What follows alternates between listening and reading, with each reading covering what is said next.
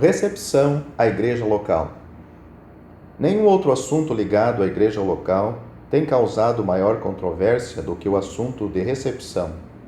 Devemos reconhecer que a responsabilidade final por fidelidade recai sobre cada igreja local individualmente. Não podemos ensinar que uma igreja local é responsável ao Senhor em todos os outros aspectos e depois dizer que neste aspecto ela é responsável às outras igrejas locais? Ao mesmo tempo, cremos que aqueles que procuram obedecer à palavra de Deus e procuram a comunhão de outras igrejas locais com os mesmos pensamentos não irão conscientemente desrespeitar outras igrejas locais no assunto de recepção. Um caso evidente desse desrespeito seria receber na comunhão uma pessoa que sabemos que foi afastada de outra igreja local por uma razão bíblica e que ainda está em disciplina. Como igrejas locais, praticamos a recepção de pelo menos 5 maneiras. Primeiro, recepção inicial à comunhão daqueles que nunca tiveram em comunhão numa igreja local. Atos capítulo 2, versículos 42 e 47. Segundo, recepção de irmãos que mudaram de residência e por esta razão precisam mudar para outra igreja local. Atos capítulo 18, versículo 2, versículo 18, versículo 26, Romanos capítulo 16, versículo 3 e 2 Coríntios capítulo 3, versículo 1. Terceiro, recepção de cristãos como visitas para passar pouco tempo numa igreja local que não seja sua igreja local permanente. Romanos capítulo 16, versículo 2. Quarto, recepção de irmãos restaurados à comunhão da igreja local, da qual eles foram afastados em disciplina. 2 Coríntios capítulo 2, versículos 5 a 11. Quinto, recepção de ensinadores e de seus ensinos. Atos capítulo 18, versículo 27. O presbítero de uma igreja local baseia a sua autoridade na palavra de Deus.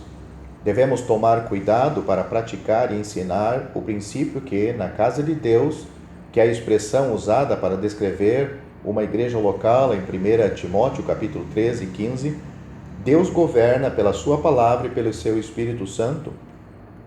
Não há outra autoridade além da palavra de Deus e não há outro além daquele que Deus deu. Portanto, os presbíteros agem em favor da igreja. É a igreja que recebe e afasta da comunhão.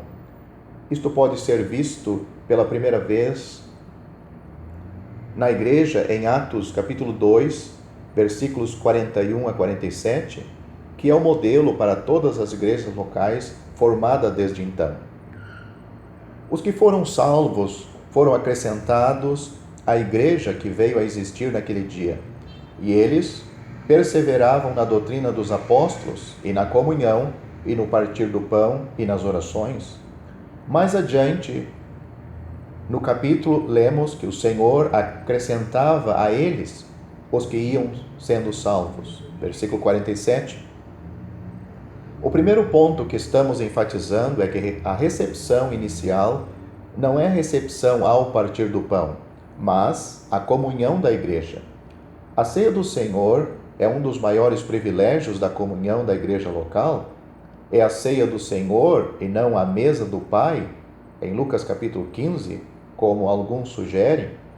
Também não é a mesa da oferta pacífica de Levítico capítulo 3, que está claramente ligada com a apreciação da reconciliação do pecador e é gozada pela maioria dos cristãos assim que são salvos. O segundo ponto que precisamos enfatizar é que a recepção precisa ser mútua, ou então não pode ser chamada de recepção. Não pode ser considerado como de acordo com o padrão do Novo Testamento receber alguém que não esteja disposto a receber a igreja local, seus ensinos e suas práticas. Comunhão e recepção são experimentadas e gozadas mutuamente. Essa recepção mútua tem uma aplicação muito prática.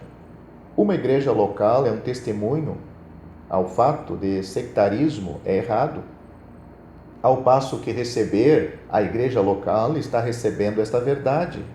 Ela realmente não pode professar isso se retorna à sua seita denominacional? Por que existe a necessidade de tal ensino? Alguns dizem: se todos os cristãos estão no corpo de Cristo, então todos os cristãos deveriam ser bem-vindos em qualquer igreja local.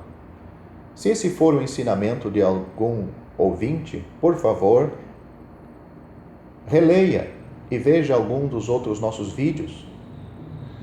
Muitos que seguem uma forma de recepção baseada na sua crença de um corpo, cuidadosamente destacam que ele somente recebe aqueles cujas vidas estão limpas e cuja doutrina é correta e que não estão em disciplina na sua igreja local. No Novo Testamento, igrejas locais são plantadas. Elas estão localizadas geográficas. Elas são compostas por vários cristãos numa certa localidade que se reúnem regularmente no nome do Senhor Jesus Cristo como um testemunho para Deus. Não há nenhuma sugestão de que se reúnem por acaso ou ocasionalmente. Não há nada casual no seu testemunho coletivo. 1 Coríntios capítulo 1, versículos 1 a 3 e capítulo 3, versículos 6 a 11. Isso pode parecer tão óbvio que às vezes deixamos de perceber a sua importância.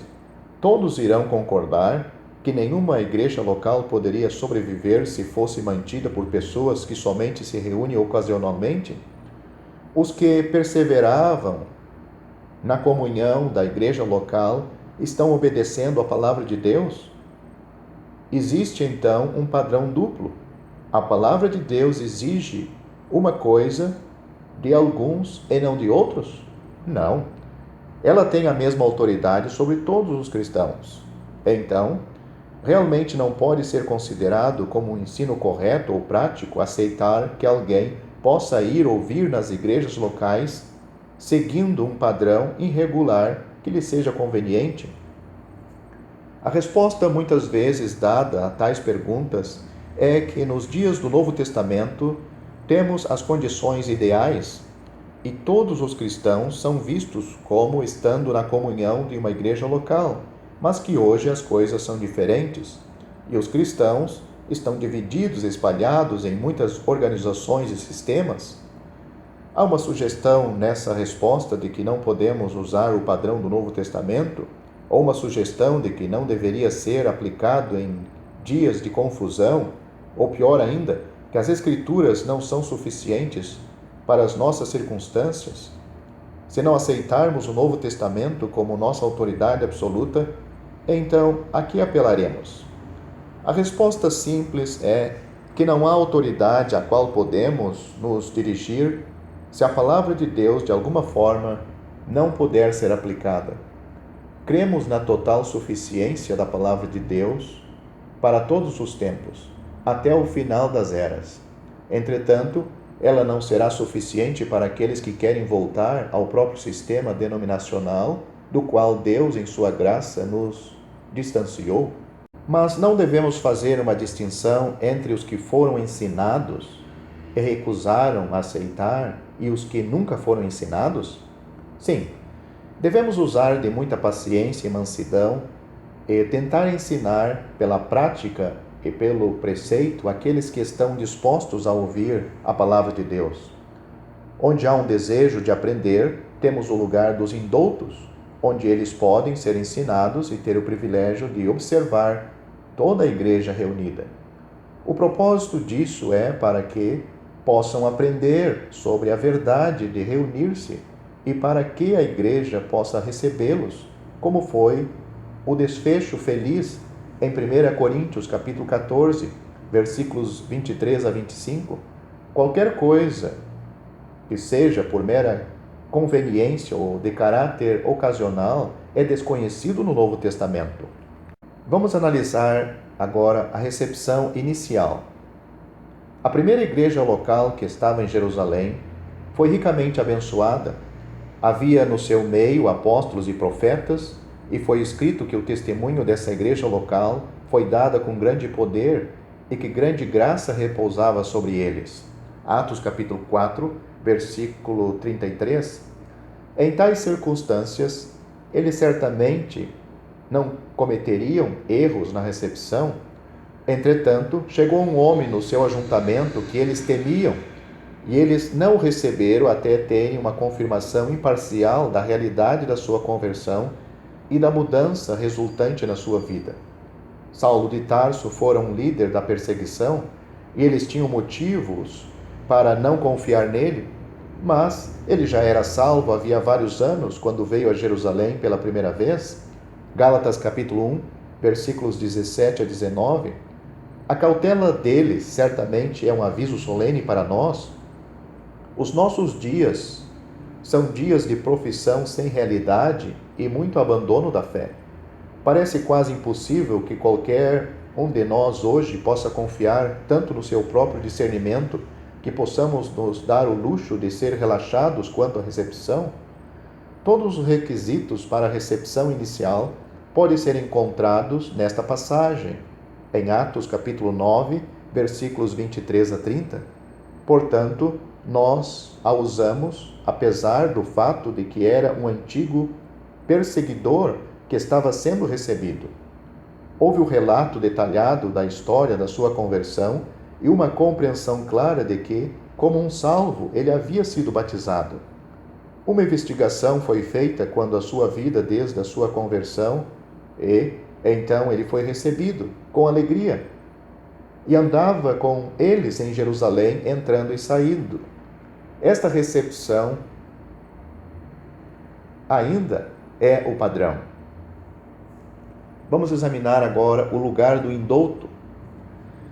É dito que a única escritura que fala do lugar do indulto é 1 Coríntios capítulo 14, versículo 16.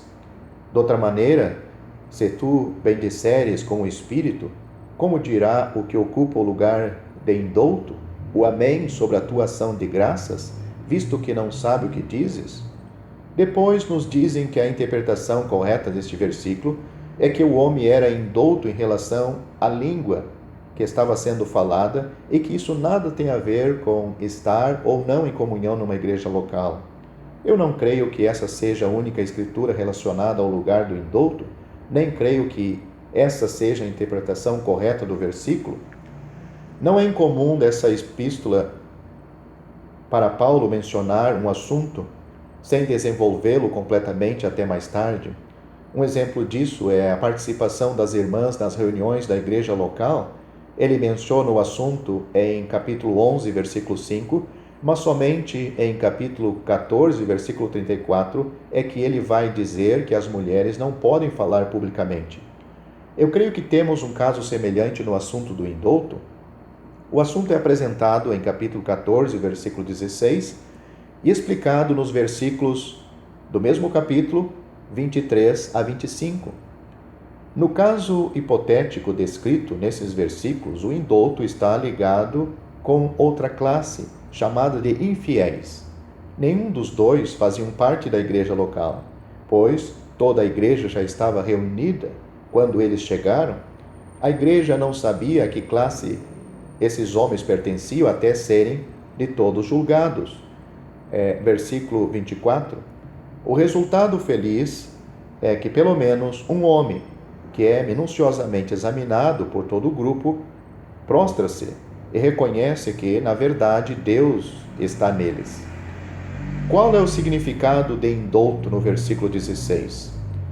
Se significasse que ele é ignorante quanto à língua, então ele se diferenciaria do resto da igreja local no fato de que, enquanto eles conheciam a língua falada, ele não.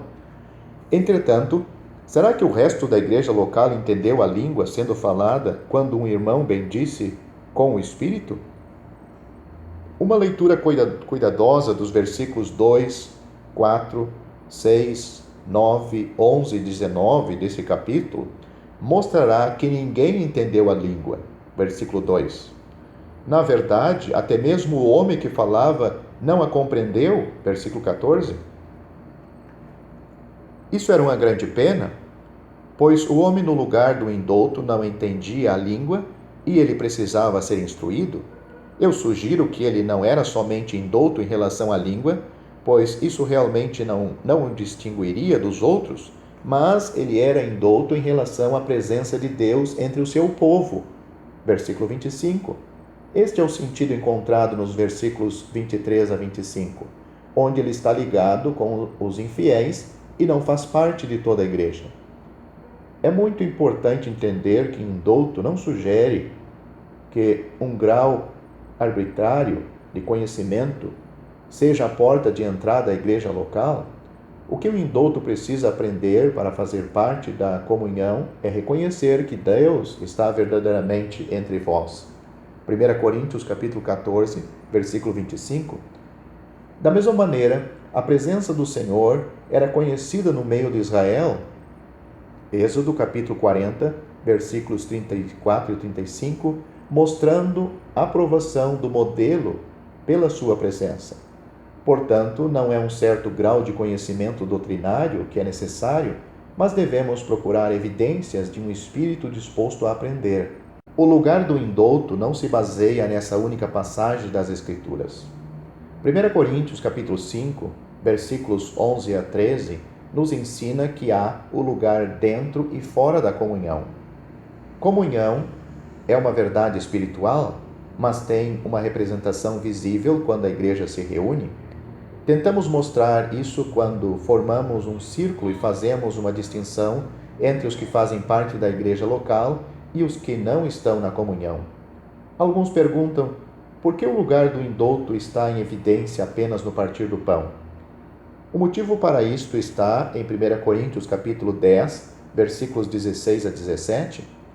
Porventura, o cálice de bênção que abençoamos não é a comunhão do sangue de Cristo? O pão que partimos não é, porventura, a comunhão do corpo de Cristo? A ceia do Senhor é a expressão da comunhão dos cristãos. É uma reunião quando todos os cristãos compartilham de um pão e participam do cálice. Essa é a razão por que o cálice é mencionado primeiro nesta passagem. O sangue derramado de Cristo é a base de toda a comunhão com Deus e uns com os outros.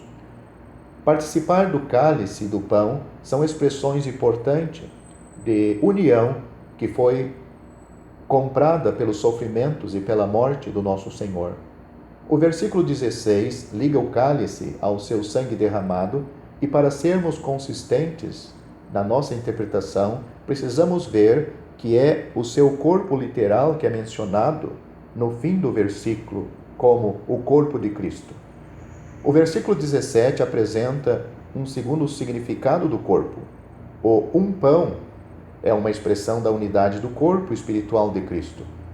A igreja local, então, é uma expressão visível de uma comunhão mais ampla, que é espiritual. Nessa comunhão mais ampla estão somente aqueles que verdadeiramente são membros de Cristo.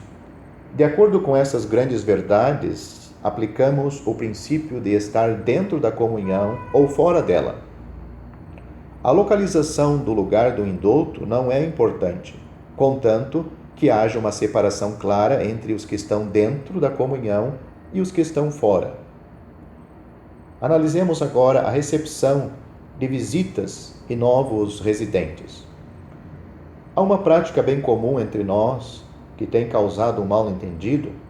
É costume ler as cartas de recomendação somente na reunião da ceia do Senhor. Isso tem levado muitos a pensar que a igreja local recebe para a ceia. Isso não é verdade. A igreja local recebe a comunhão, e isso inclui compartilhar dos privilégios e também das responsabilidades. Sugerimos que as cartas de recomendação poderiam ser lidas também nas reuniões de oração, além de na reunião do partir do pão. Isso seria especialmente vantajoso se quem está sendo recebido é um irmão que gostaria de participar em oração ou no ensino e não é conhecido dos irmãos na localidade. Cartas de recomendação eram usadas nos dias dos dias apostólicos, pois foi uma exceção o fato de Paulo não precisar de uma carta para recomendá-lo aos coríntios. 2 Coríntios capítulo 3, versículos 1 a 3, mas não há nenhuma sugestão de que essas cartas eram como bilhetes de entrada para participar do Partir do Pão. Cristãos que estavam visitando outra igreja local ou que mudaram de residência eram recomendados à comunhão da igreja local que o recebia, como no caso de Febe, Romanos capítulo 16, versículos 1 a 2, eles eram recebidos nos corações e nos lares dos santos também. Cartas de recomendação são um modelo correto desse exemplo bíblico. Como visitante às igrejas em Roma, Febe deveria ser ajudada pelos santos. Há uma distinção entre uma visita e uma pessoa que vem morar? Estamos usando de sabedoria quando sabemos diferenciar entre um visitante e uma pessoa que vem para morar? É necessário ter mais cuidado ao receber um cristão que vem para ajudar uma igreja local, para certificarmos de que a sua ajuda seja realmente uma bênção? Seria uma grande bênção se Romanos capítulo 14, versículo 1 e capítulo 15, versículo 7 nunca fossem usados em cartas de recomendação. Esses versículos nada têm a ver com a recepção na comunhão de uma igreja local, seja recepção inicial ou como visitante. O contexto desses versículos mostra que eles se referem ao povo de Deus e à necessidade de ter seus corações abertos a todos que estão na comunhão. Embora suas culturas sejam extremamente diferentes, como os dos judeus e gentios. Uma carta de recomendação não é uma mera cortesia, mas uma necessidade clara quando a pessoa visitante é desconhecida na igreja que visita.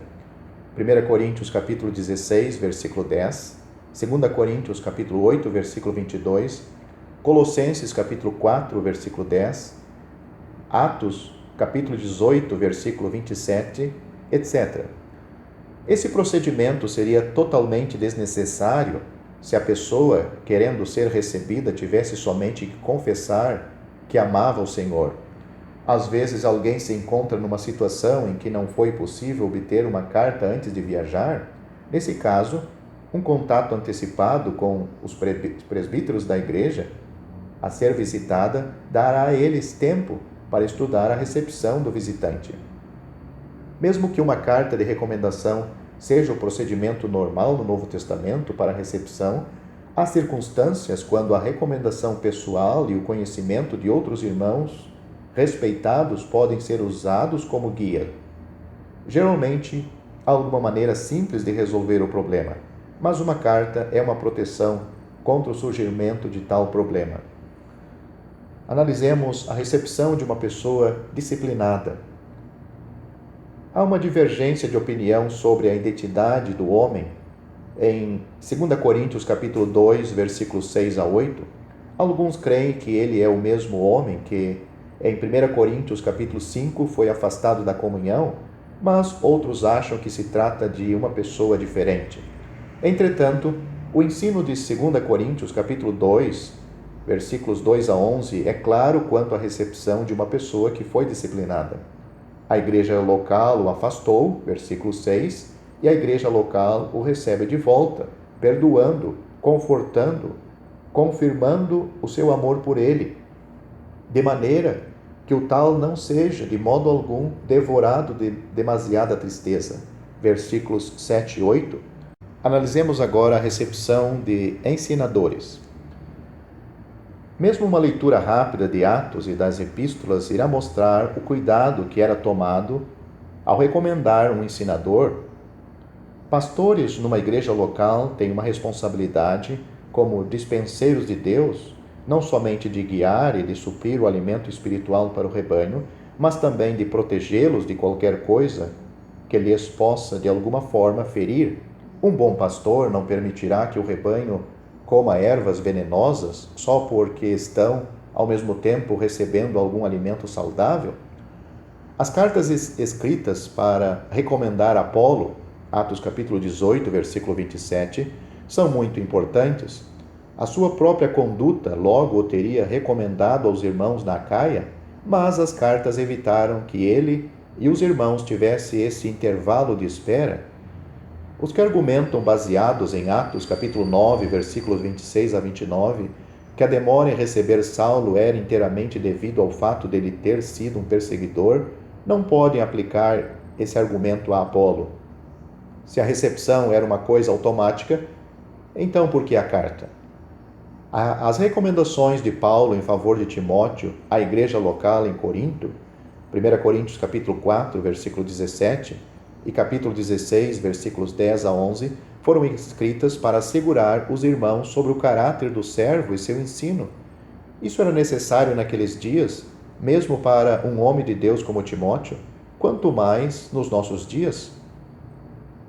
Podemos ver mais evidências do cuidado necessário na recepção de um ensinador nas palavras de Paulo aos Filipenses, Filipenses capítulo 2, versículos 19 a 23, e aos Tessalonicenses, 1 Tessalonicenses capítulo 3, versículos 1 a 2. Temos mostrado neste estudo, pelo caráter permanente de uma igreja local e pelo uso de cartas de recomendação no Novo Testamento, que cuidado deve ser praticado na recepção. Ao procurar obedecer a palavra de Deus, precisamos de muita graça. E em nossos dias, irmãos responsáveis precisam de muita sabedoria, vinda de Deus e das orações e do apoio de todos os que estão na comunhão da igreja local.